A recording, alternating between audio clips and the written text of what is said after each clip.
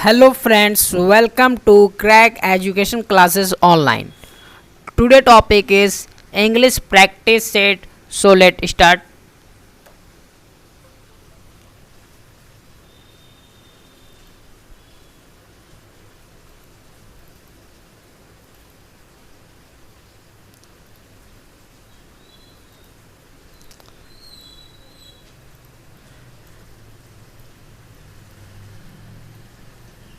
देखिए first question आपके screen पे दिख रहे होंगे। सारे इंपॉर्टेंट क्वेश्चन है। आज प्रोनाउन का प्रैक्टिस सेट है। किसका प्रैक्टिस सेट है? प्रोनाउन का है। जैसे कि आप लोगों ने पिछले वीडियो देखा होगा, तो पिछले वीडियो आपका था practice set subject verb agreement से, कंडीशनल सेंटेंस, क्वेश्चन टैग्स और बहुत सारे टॉपिक से प्रैक्टिस सेट उठाए थे। ठीक, आज हमारा प्रोनाउन का प्रैक्टिस सेट है।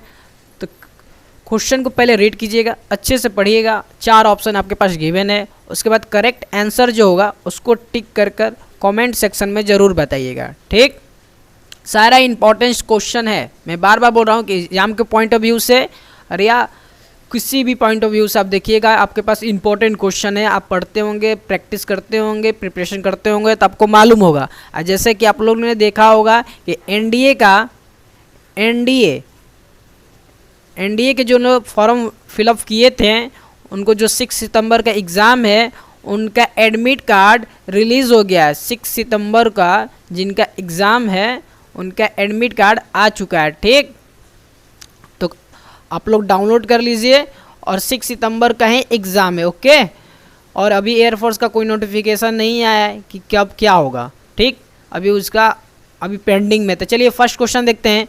You and dash are going to the Mumbai. देखिए कोई भी टॉपिक्स आए ना, तो सारा ग्रामर, पार्ट्स ऑफ स्पीच जो होता है, पार्ट्स ऑफ स्पीच का जो 8 टाइप्स हैं, वो सारा आपका क्लियर होना चाहिए। जब तक एक भी टॉपिक्स आपका मिसमैच है, मतलब क्लियर नहीं है, डाउट है, तो आप प्रैक्टिस नहीं कर पाएंगे। क्योंकि देखिए एग्ज़ाम में जो प्रैक्टिस करते हैं, टोटल ग्रामर का कॉन्सेप्ट उनका जो क्लियर है, तभी पहचान पाते हैं इस किस टॉपिक से क्वेश्चन है। मान लीजिए एग्जाम में ये क्वेश्चन आ गया रहता, तो आप पहले तो फाइंड आउट कर लीजिए किससे रिलेटेड है, किस फील्ड से रिलेटेड है, कि नाउन से रिलेटेड है, कि प्रोनाउन से रिलेटेड है, या वर्ब से रिलेटेड है।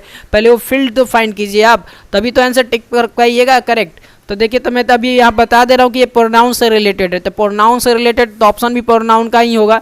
बट जब तक आपकी पकड़ नहीं होगी ग्रामर पर, तब तक वहाँ पर आप फाइंड आउट नहीं कर सकिएगा कि किससे रिलेटेड है।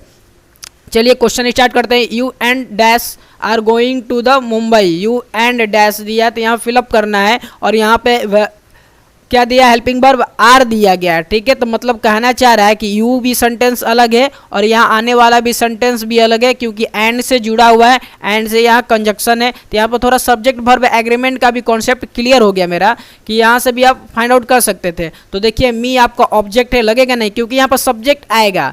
क्योंकि क्या आएगा? सब्जेक्ट आएगा, तभी यहाँ पर हेल्पिंग वर्ब आपका प्लुरल है। ठीक, तो ये यहाँ से भी आप फाइंड आउट कर सकते हैं। हर आएगा नहीं आपका, हिम आएगा नहीं। मतलब 3 ऑब्जेक्ट दिए थे और एक ही हमारे पास सब्जेक्ट दिया गया है। एक ही आपका सब्जेक्ट दिया गया है।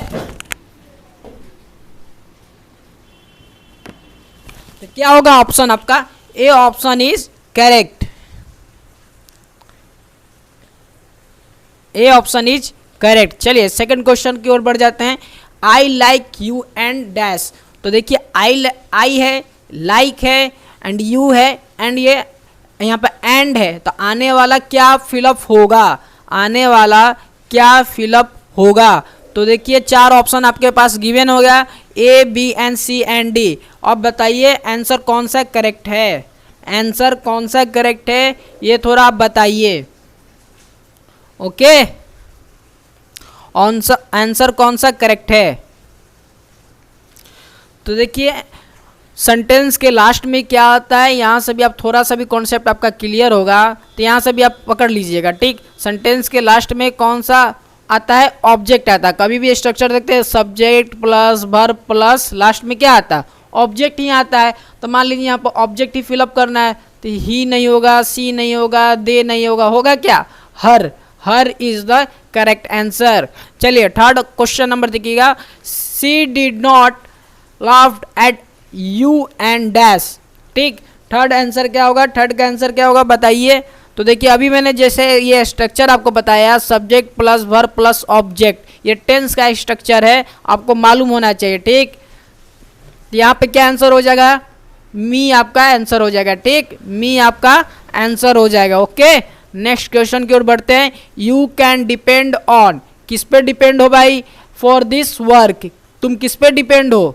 मान लो कोई कहेगा you can depend on I for this work, मैं अपने काम पे डिपेंड हूँ। ठीक, दिस वर्क पे डिपेंड हूँ, ये काम पे डिपेंड हूँ। ठीक है, थोड़ा थोड़ा आप इंग्लिश को हिंदी में कन्वर्ट करके उससे भी आंसर आप निकाल सकते हैं, बट उसके लिए ग्रामर क्लियर चाहिए, तभी उसका मीन्स निकाल पाएंगे, उसका मतलब निकाल पाएंगे। ठीक है, चलिए question number 5, there is not friendship between you and dash. अब यहाँ पे फिर देख लीजिए क्वेश्चन नंबर 5 क्या कह रहा है, you and dash, you and dash. अब तो यहाँ पे क्या आएगा, ऑब्जेक्ट ही आएगा लास्ट में, तो ऑब्जेक्ट क्या हो जाएगा आपका, बताइए ऑब्जेक्ट कौन सा है। ये सब प्रोनाउन का ही टॉपिक से, प्रोनाउन सबका भी क्लियर नहीं है, option number D is the right answer. ठीक, तो प्रोनाउन का एक बार टॉपिक्स क्लियर कर लीजिए। ठीक है ना, चलिए, why do you dislike a girl like.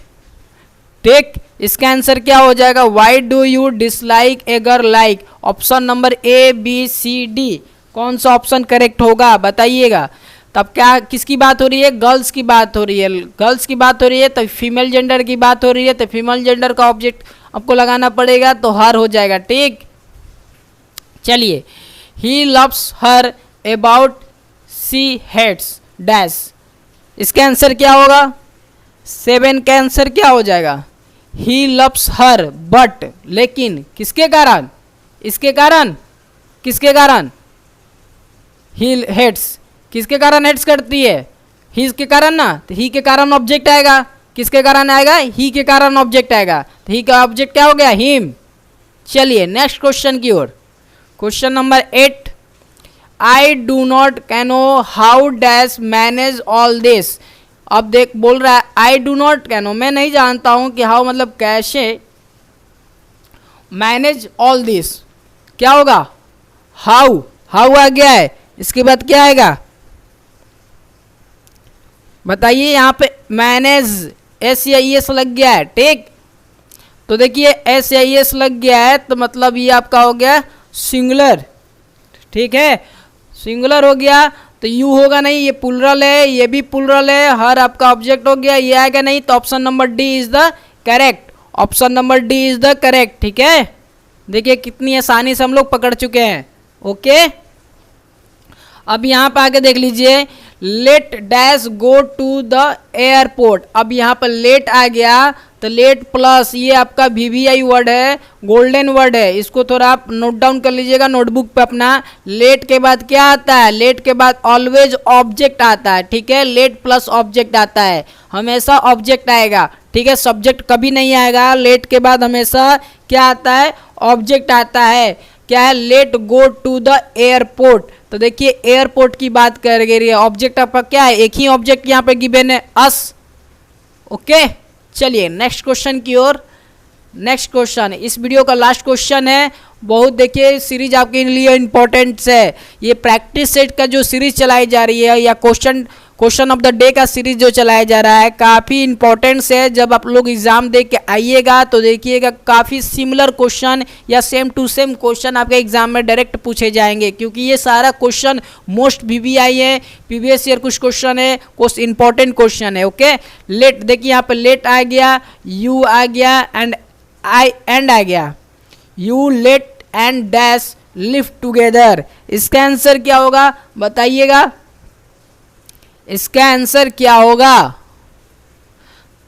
तो मैंने बोला था कि लेट आ गया, तो लेट के बाद क्या आता है, ऑब्जेक्ट आ गया। ये ऐसा नहीं कि लेट के बाद जस्ट करंट के बाद ही, जस्ट उसके बाद ही ऑब्जेक्ट आएगा, बट ऑब्जेक्ट आएगा जरूर, ऑब्जेक्ट आएगा जरूर। ठीक है, तो देखिए ही आपका सब्जेक्ट है, होगा नहीं, सी आपका सब्जेक्ट है, होगा नहीं, ही यहाँ पे भी डबल डबल ही दे दिया है, तो ये होगा नहीं, option number D is the correct. देखिए कॉन्सेप्ट आपका क्लियर है तो कितना इजीली आपसे क्वेश्चन हो पा रहा है, कॉन्सेप्ट आपको क्लियर नहीं होता तो आपसे क्वेश्चन इजीली नहीं हो पाता। ओके, तो देखिए कॉन्सेप्ट क्लियर करना बहुत ज़रूरी है, कॉन्सेप्ट क्लियर रहेगा तो किसी लेवल पर क्वेश्चन पूछा जाए आप कर पाइएगा। एग्जैक्टली आप उस आंसर तक पहुंच पाइएगा, क्योंकि आपका कॉन्सेप्ट क्लियर है। बट आपका कॉन्सेप्ट क्लियर नहीं है तो आपको मिसमैच हो सकता है, कभी करेक्ट लग सकता है, कभी इनकरेक्ट लग सकता है। तो उसके लिए प्रोबेबिलिटी ज़्यादा नहीं है, संभावना ज़्यादा नहीं है कि आपका क्वेश्चन आप राइट करके ही आएगा। बट कॉन्सेप्ट क्लियर है तो 99% आप राइट करके आइएगा आंसर। ठीक है, आज के लिए इतना ही। जय हिंद, जय भारत। वीडियो को जरूर शेयर कर दीजिएगा।